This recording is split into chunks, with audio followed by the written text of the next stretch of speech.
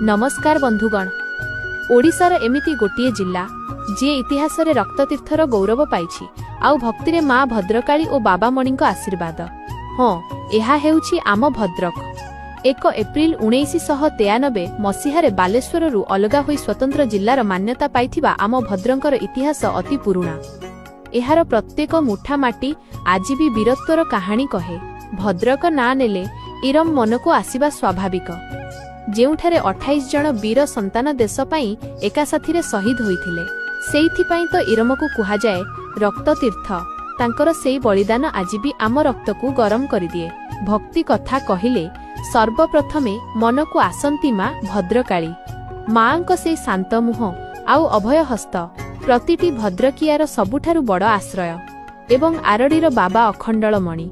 बाबांको चरणरे मुंड नुआइले मनर सबु भय और दुख जेमिति क्षणिकरे मिलई जाए। भद्रक आसिले पालियार बिरंची नारायण मंदिर, धामरारे मां धामराईंको पवित्र पीठ, चांदबालीर प्राकृतिक सौंदर्य आउ धामरा पोर्टर आधुनिक रूप निश्चित भावे आपणक मन मोहिनेब। साळंदी नदीर शीतल पवन, गाँ माटीर गंध आउ आम भद्रकर सेई मुढ़ी मिठार स्वाद एसबु मिसी तैयारी करे भद्रकर एक नियारा परिचय।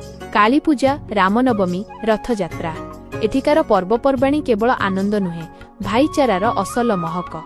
शेषरे एतिकी कहिबी, भद्रक केवल मानचित्र थिबा एक स्थान नुहे, एहा आम हृदय थिबा एक भावना। जदि निज माटी को सतरे भल पाआंती तेबे एही भिडियोटी को शेयर करंतु।